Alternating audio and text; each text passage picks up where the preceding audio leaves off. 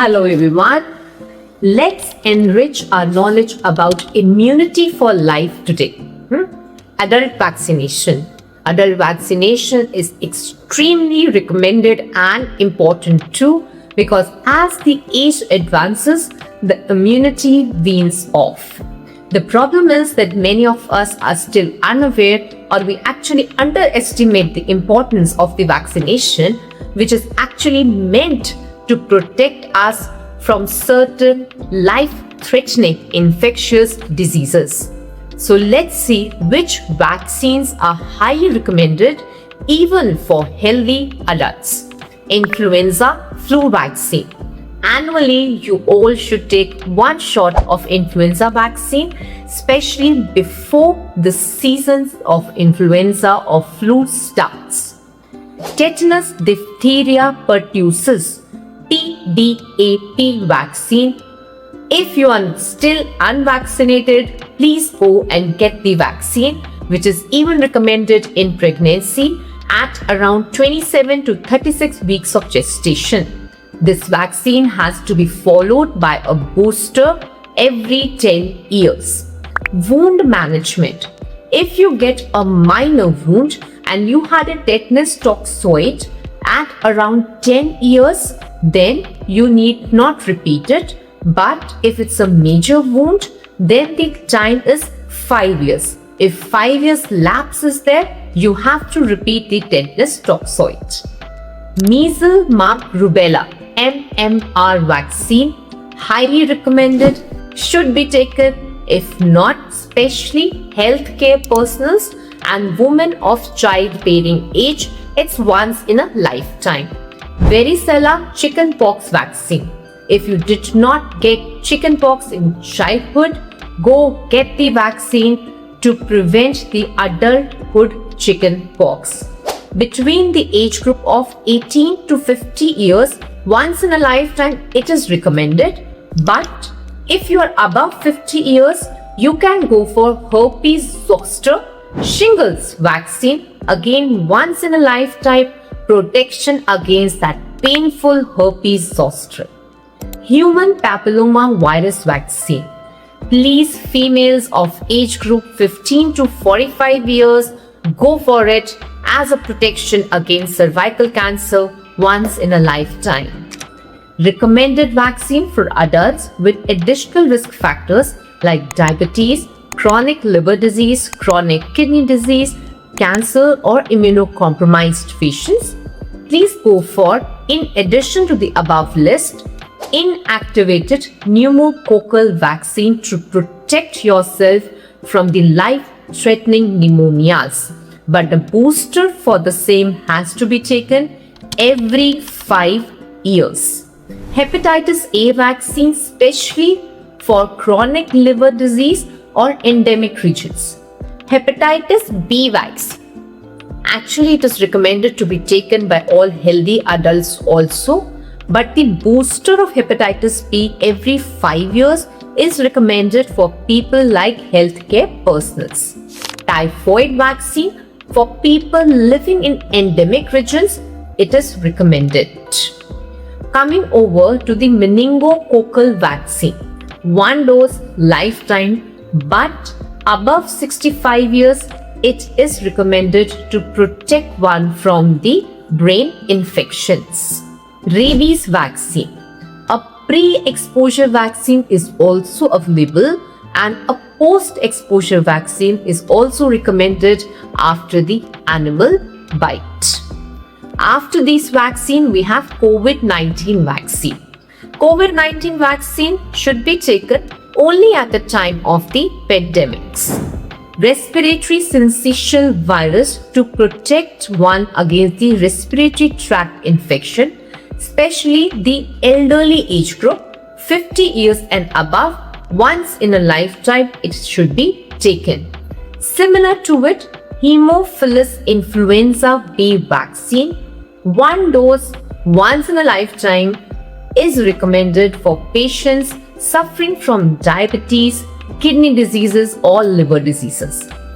Then we have something known as traveler's vaccine. If someone is traveling in India this is the list of vaccine which have to be up to date.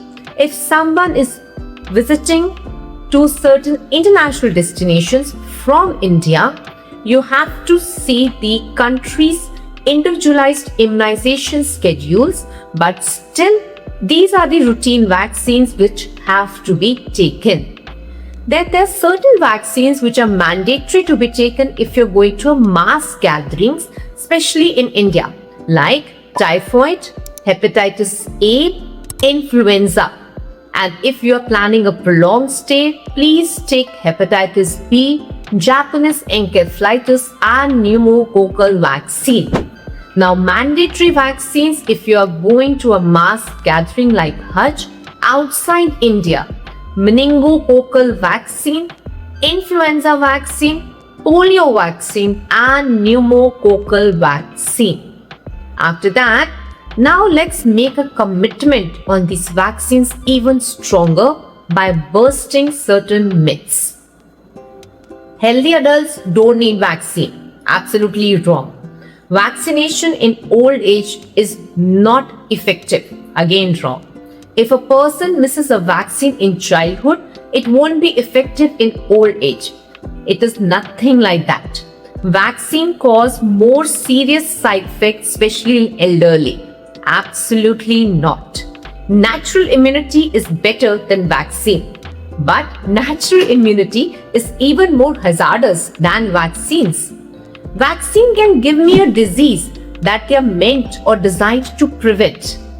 See, an extremely important thing to note is that vaccination can cause minor reaction.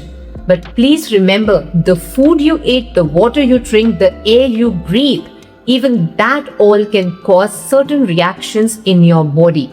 So vaccination should be taken and they don't cause the disease that they are meant to prevent. Vaccination is not necessary for rare diseases. No, vaccination is given to decrease the mortality and morbidity of a disease and not given according to the rarity of the disease. Vaccines can't be combined. Please visit your healthcare personnels. Even 2 to 3 vaccines can be given to you at one doctor's visit. So please remember, vaccination is a lifelong commitment of maintaining an overall health. But before I say goodbye, please share the following details with your healthcare personnel if you're visiting for a vaccination. If you are sick on antibiotics, please tell. Tell about allergy of any kind. If you have any long-term health problem, does anyone in family has some chronic illness, especially neurological? In the past, if some medications you are on like steroids, anti-cancer therapies, etc., any brain-related issues or seizure disorders should always be reported. Have you received blood in the past 1 year? Are you pregnant or are you planning pregnancy in next 1 month? Please inform. Have you received any vaccination in the past 4 weeks? Please inform your healthcare personnel. It's highly emphasized for routine vaccination for each and every individual above 18 years because this is the only proactive approach not only to protect an individual but also to ensure a herd immunity which can actually decrease the mortalities, the morbidities as well as the hospital cost and stay. So please kindly save the video for your future use and always follow the instruction of your doctor. In case anyone needs more information on vaccines related to HIV patients, patients for organ transplants, patients for immunotherapy, etc., kindly comment below. We'll be very happy to help. Till then, let's keep inspiring each other and healing each other. Stay blessed, stay healthy. Good day.